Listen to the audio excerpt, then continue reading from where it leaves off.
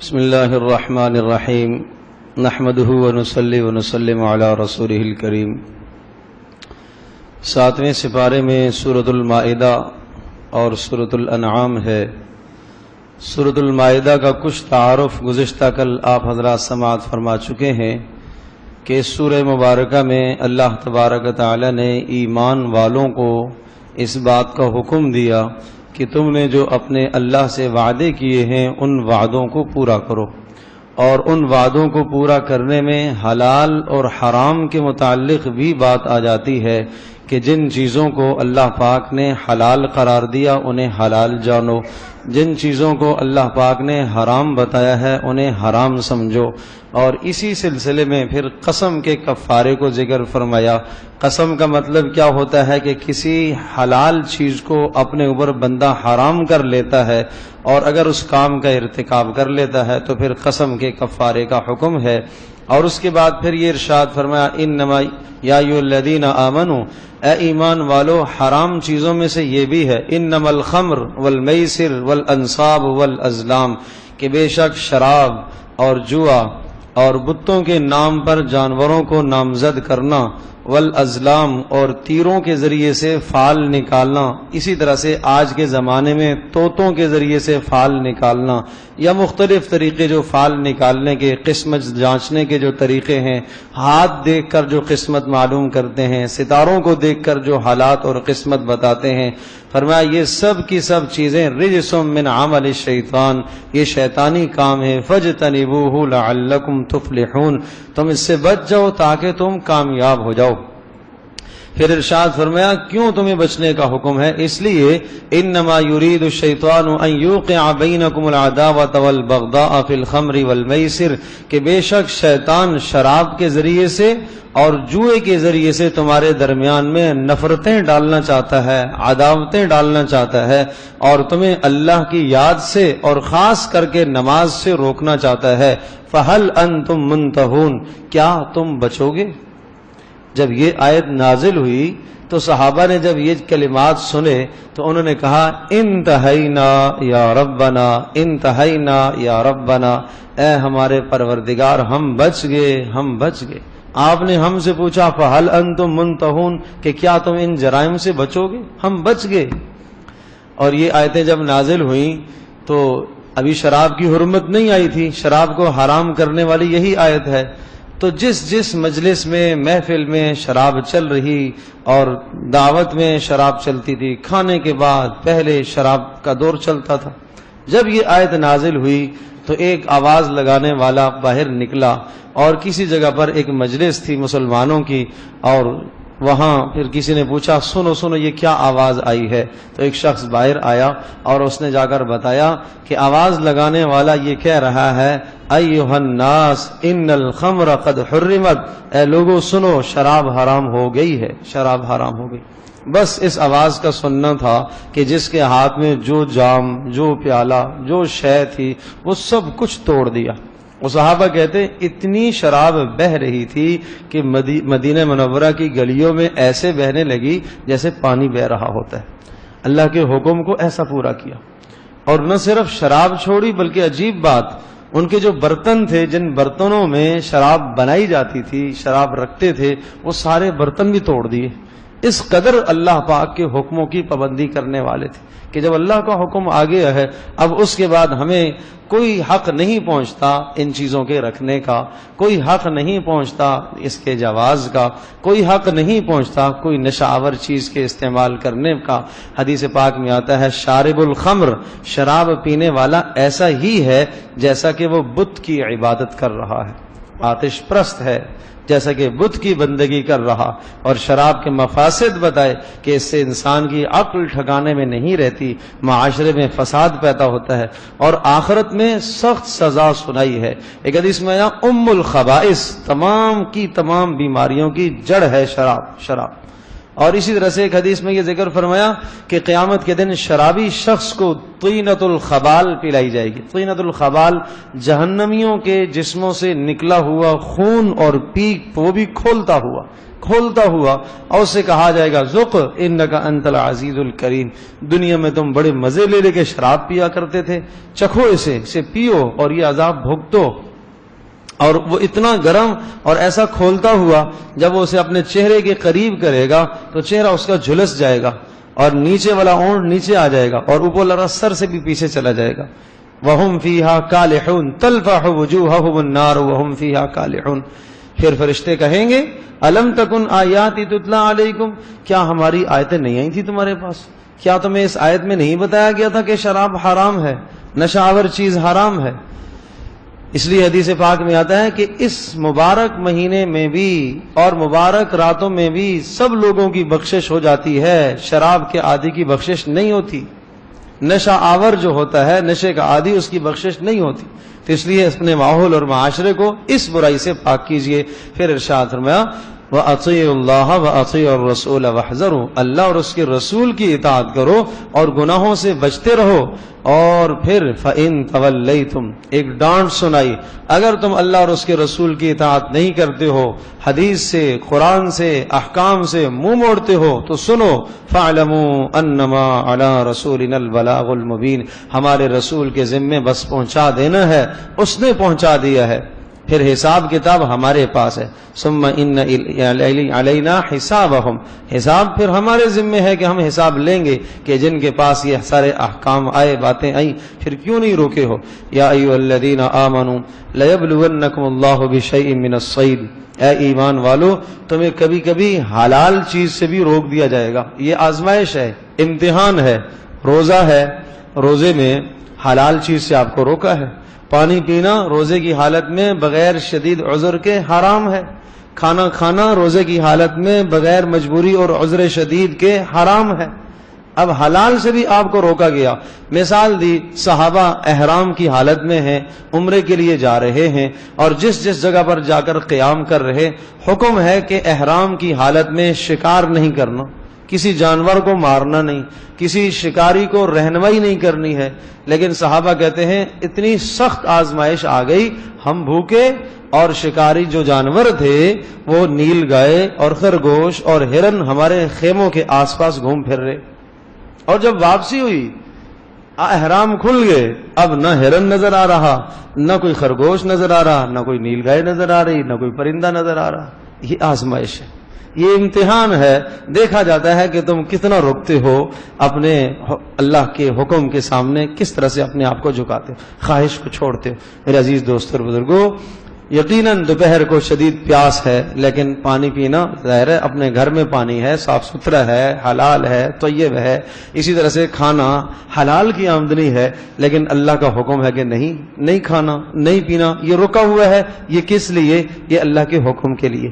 تو اللہ پاک نے یہ مشق کروائی ہے مجھ سے اور آپ سے کہ جس طرح سے رمضان المبارک میں آپ حلال چیز سے، جائز چیز سے اللہ کا حکم سمجھ کر اپنے آپ کو روکے ہوئے ہیں، اسی طرح سے غیر رمضان میں بھی حرام چیزوں سے اپنے آپ کو بچانا ہے۔ جو اللہ نے ہمیشہ ہمیشہ کے لیے حرام قرار دیے ہیں ان سے اپنے آپ کو بچانا ہے۔ اسی بات کو سمجھانے کے لیے روزہ بھی ہے، اسی بات کو سمجھانے کے لیے یہ مضمون بھی ذکر فرمایا لَيَبْلُوَنَّكُمُ اللَّهُ بِشَيْءٍ مِّنَ الصَّيْدِ، اللہ پاک تمہیں شکار کے ذریعے سے آزمائے گا۔ سامنے آگے ہاتھوں میں شکار ہے، لیکن شکار کھیلنے کی اجازت نہیں ہے حالت احرام میں۔ پھر ارشاد فرمایا اے ایمان والو، اگر کبھی سفر میں یا ہر حال میں کوشش کرا کرو کہ جب تمہارا لوگوں کے پاس لین دین ہو تو وصیت کر کے رکھا کرو، اپنے لین دین کو صاف لکھ کر رکھا کرو۔ تمہاری موت کا کوئی بھروسہ نہیں کہ کس وقت تمہاری موت آ جائے، کہیں ایسا نہ ہو کہ کسی کا حق تم لے کر مر جاؤ اور آخرت میں تم پکڑے جاؤ، کسی کا قرض تمہارے پاس ہو اور وہ تم مر جاؤ، تمہاری موت آ جائے اور آخرت میں تم پکڑے جاؤ۔ تو اس لیے ان معاملات کو لکھ کر رکھنے کا حکم ہے۔ پھر آخرت کے ایک منظر کو ذکر فرمایا، اللہ پاک سارے انبیاء علیہ السلام کو جمع کرے گا اور سب انبیاء سے پوچھے گا کہ کیا تم نے اپنی اپنی قوموں کو تبلیغ پہنچائی ہے، اللہ کے پیغامات پہنچائے ہیں؟ سب اقرار کریں گے کہ ہاں ہاں ہم نے پہنچائے۔ حضرت عیسیٰ علیہ السلام سے اللہ پاک الگ کر کے پوچھیں گے، اے عیسیٰ تم یہ بتاؤ، تم نے اپنی ماں کے بارے میں کہا تھا کہ میری عبادت کرو اور میری ماں کی عبادت کرو؟ عیسیٰ علیہ السلام کہیں گے اے اللہ قال سبحانک ما یکون لی ان اقول لی ما لیس لی بحق، کہ میں وہی بات کہوں گا جو حق ہوگی. ان کنت قلت، اے اللہ اگر میں نے کہا تو جانتا ہے، اور تو میرے بارے میں جو میرے دل میں خیالات ہیں وہ تو جانتا ہے، تیرے بارے میں نہیں جانتا ہوں. اے اللہ انک انت علام الغیوب، تو غیبوں کو جاننے والا ہے. ما قلت لهم الا ما امرتنی به ان اعبدوا اللہ ربی وربکم، میں نے تو بس ان کو یہی حکم دیا تھا جس کا تو نے مجھے حکم دیا کہ اللہ کی عبادت کرو جو میرا بھی پروردگار ہے اور تمہارا بھی پروردگار ہے، اور میں ان پر گواہ رہا جب تک میں ان کے درمیان میں موجود تھا. اے اللہ جب تو نے مجھے اوپر اٹھا لیا ہے اس کے بعد کے حالات کا مجھے نہیں پتا. پھر حضرت عیسیٰ فرمائیں گے ان تعذبہم فإنہم عبادک، اے اللہ اگر تو انہیں عذاب اور سزا دیتا ہے تو تیرے بندے ہیں. وإن تغفر لہم، اے اللہ اگر تو معاف کر دیتا ہے تو العزیز، تو معاف کرنے پر قدرت رکھتا ہے، الحکیم، اور عذاب دینے پر بھی قدرت رکھتا ہے، جسے چاہے تو عذاب دے، جسے چاہے تو معاف کر. رسول اکرم صلی اللہ علیہ وسلم ایک رات کو ساری رات اس آیت کو پڑھتے رہے، ان تعذبہم فإنہم عبادک، اے اللہ اگر تو انہیں عذاب دیتا ہے تو تیرے بندے ہیں، اور اگر تم بخش دیتا ہے تو بخشنے پر بھی قدرت رکھتا ہے. پھر آپ علیہ السلام نے اپنی امت کے لیے یہ دعا فرمائی کہ یا اللہ میں بس اپنی امت کے لیے بخشش ہی بخشش مانگتا ہوں، میں آپ کو اختیار کی بات نہیں کرتا کہ اگر آپ چاہیں تو بخش دیں اور چاہیں تو عذاب دیں. اے اللہ میں تو یہ درخواست کرتا ہوں کہ آپ بخش ہی دیں، آپ میری امت کو بخش دیں. تو حضرت صلی اللہ علیہ وسلم کی اپنی امت کے ساتھ ایسی ہمدردی تھی.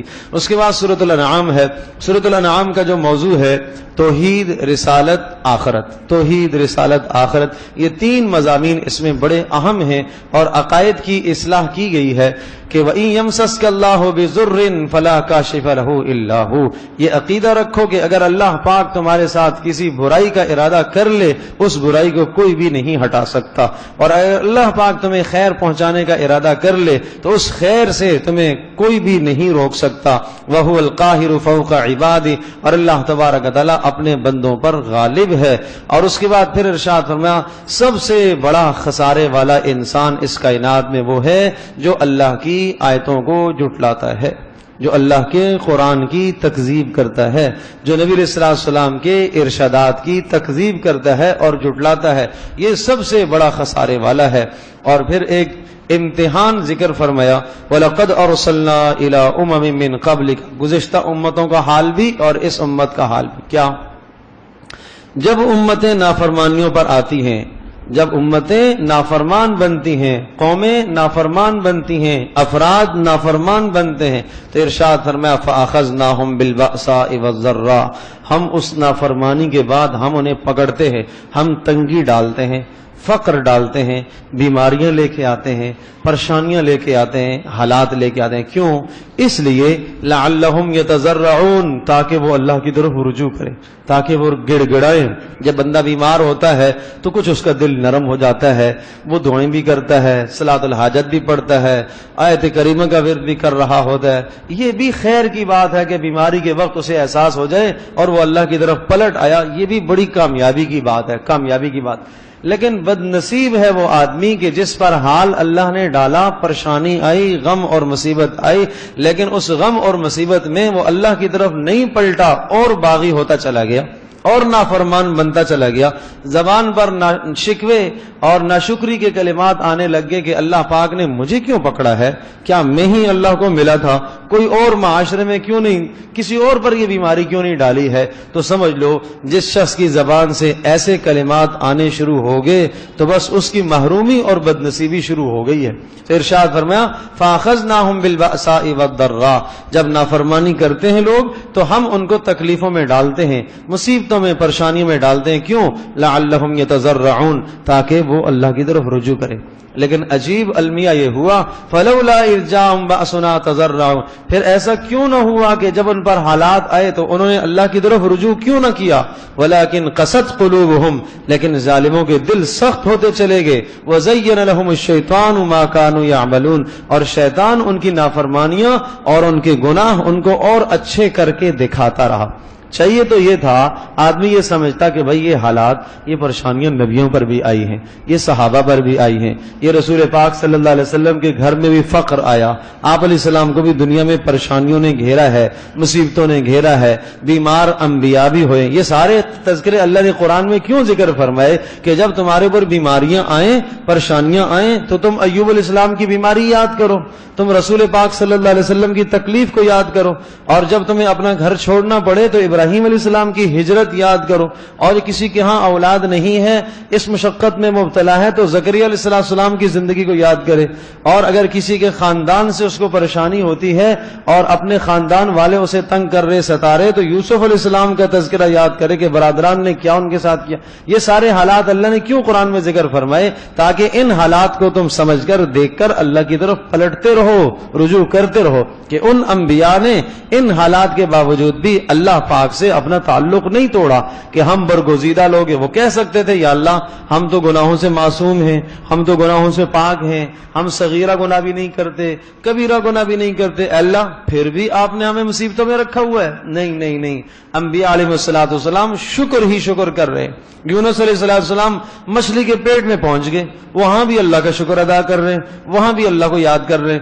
یعقوب علیہ السلام سے یوسف علیہ السلام بچھڑ گئے، ایک طویل عرصہ بچھڑے رہے، پھر بھی وہ اللہ کو یاد کر رہے ہیں. تو یہ سارے قصے کیوں ذکر کیے کہ جب حالات آئیں تو اللہ کی طرف رجوع کرو. اور عجیب اللہ کا کریمانہ اصول ہے، سبحان اللہ. جب بندہ ان حالات اور پریشانیوں کی وجہ سے اللہ کی طرف نہیں پلٹتا، رجوع نہیں کرتا، باغی ہوتا چلا جاتا ہے، تو اللہ تو مہربان ہے، اللہ کو پتہ ہے اچھا ادھر سے اگر نہیں سنبھلتا اور نہیں سنورتا اور اپنے آپ کو نہیں سدھارتا تو اللہ پاک فراوانی دے دیتا ہے، شاید ادھر سے سنور جائے. اللہ پاک صحت بھی دے دیتا ہے، مال کی فراوانی بھی آ جاتی ہے، عزت بھی مل جاتی ہے، دنیا کی ہر شے، ہر نعمت آ جاتی ہے کہ اب شاید پلٹ آئے، نعمت کی وجہ سے اللہ کی طرف پلٹے اور اللہ کا شکر ادا کرے کہ یا اللہ تیرا کرم ہے، تو نے مجھے یہ نعمتیں دی ہیں، تجھے مال دیا، تو نے مجھے عزت دی ہے، تو نے مجھے دنیا میں ساری چیزیں دی ہیں. لیکن یہ ظالم پھر بھی نہیں پلٹتا. اس سے کہا جاتا ہے کہ یہ اللہ کی نعمتیں ہیں، کہتا ہے انما اوتیت علی علم، یہ تو میری ذاتی صلاحیت ہے، یہ تو میرا ذاتی کمال ہے، اللہ کی طرف نسبت ہی نہیں کرتا. تو جب یہ حال ہے، دونوں طرح سے اللہ نے اس کو آزمایا، پریشانیوں سے آزمایا، ناکام ہو گیا، فیل ہو گیا، پھر اللہ پاک نے حالات کو بہتر کر کے آزمایا، یہاں پر بھی ناکام ہو گیا، فیل ہو گیا. تو پھر کیا ہوا؟ حتی اذا فرحوا بما اوتوا اخذناهم بغتة فاذا هم مبلسون. فرمایا پھر اچانک ہماری پکڑ آتی ہے، پھر ہر طرف سے آس اور امید اس کی کٹ جاتی ہے. پھر ایسے ظالموں کے بارے میں فقطع دابر القوم الذین ظلموا، پھر ایسے ظالموں کی ہم جڑ اکھیڑ دیتے ہیں اور ان کی نسلوں کو تباہ کر دیتے ہیں کہ جن کو دونوں طرح سے ہم نے آزما کے دیکھا اور ہم نے انہیں سمجھانے کی، سدھارنے کی کوشش کی لیکن نہیں سدھرے. تو پھر ارشاد فرمایا سمجھو قل ارائیتم ان اخذ اللہ سمعکم وابصارکم، اگر اللہ پاک نے تمہیں کان دیے، آنکھیں دیے، دل دی، اگر اللہ تبارک تعالیٰ ان تمام چیزوں کو بند کر دے، سنوائی ختم کر دے، بینائی ختم کر دے، دل کی سمجھ ختم کر دے، تو کون ہے اللہ کے سوا جو تمہارے اندر ان اعضاء کے اندر قوت اور طاقت کو پیدا کرے؟ انظر کیف نصرف الآیات ثم هم یصدفون، دیکھو کس طرح سے ہم پھیر پھیر کے نشانیاں اور اپنی آیتیں ان کو سناتے ہیں، لیکن یہ ظالم پھر بھی اعراض کرتے ہیں. اور اس کے بعد اللہ پاک نے پھر عذاب کی چند اور شکلیں بتائی ہیں کہ اگر اللہ پاک کے حکم سے تم اعراض کرو گے، دیکھو عذاب کی کیا شکلیں ہیں. قل هو القادر على ان يبعث عليكم عذابا من فوقكم، کہا وہ اللہ اس بات پر قدرت رکھتا ہے کہ اوپر سے عذاب نازل کرے، نیچے سے عذاب نازل کرے. اور تیسرا تمہیں آپس میں اختلافات میں پیدا کر دے، لڑائی جھگڑے پیدا کر دے تمہارے گھروں میں، خاندانوں میں، معاشرے میں، جس سے بعض کی عزتوں کو نیلام کرنے لگ جائیں. فرمایا یہ ہماری طرف سے عذاب کی نشانیاں ہیں، یہ عذاب ہے. اوپر سے عذاب، وقت پر بارش نہ ہو، شدید گرمی پڑ جائے حد سے زیادہ، یہ اوپر سے عذاب ہے. نیچے سے عذاب، زمین غلے دینا چھوڑ دے، یہ زمین سے عذاب ہے، زلزلے آنا شروع ہو جائیں یہ زمین سے عذاب ہے، اور اوپر سے عذاب ظالم حکمران مسلط ہو جائے یہ اوپر کا عذاب ہے، نیچے کا عذاب ماتحت خیانت کرنے والے ہو جائے، ماتحت خائن بن جائے یہ نیچے کا عذاب ہے، اور آپس کے باہمی اختلافات، یہ عذابات فرمایا اس لیے ہم نے دیے ہیں لعلہم یفقہون، تاکہ لوگ سمجھے تو صحیح، ہماری طرف رجوع کریں۔ وَلَنُذِيقَنَّهُم مِّنَ الْعَذَابِ الْأَدْنَىٰ دُونَ الْعَذَابِ الْأَكْبَرِ لَعَلَّهُمْ يَرْجِعُونَ۔ دنیا میں ہم چھوٹے چھوٹے عذاب لاتے رہتے ہیں، اس لیے لاتے ہیں تاکہ آخرت کے دائمی عذاب سے تم بچ جاؤ اور تم اللہ کی طرف رجوع کر لو۔ میرے عزیز دوستو اور بزرگوں، اس دنیا میں اگر کسی پر کسی بھی قسم کا حال اور پریشانی آئے تو اللہ پاک کی طرف سے ایک آزمائش اور امتحان سمجھے، تنگی بھی آزمائش ہے اور وسعت بھی اللہ پاک کی طرف سے آزمائش ہے، اور اسے سمجھنا چاہیے اور اسے رجوع الی اللہ کرنا چاہیے۔ اللہ تبارک تعالی ہم سب کے لیے سمجھنا عمل کرنا آسان فرمائے۔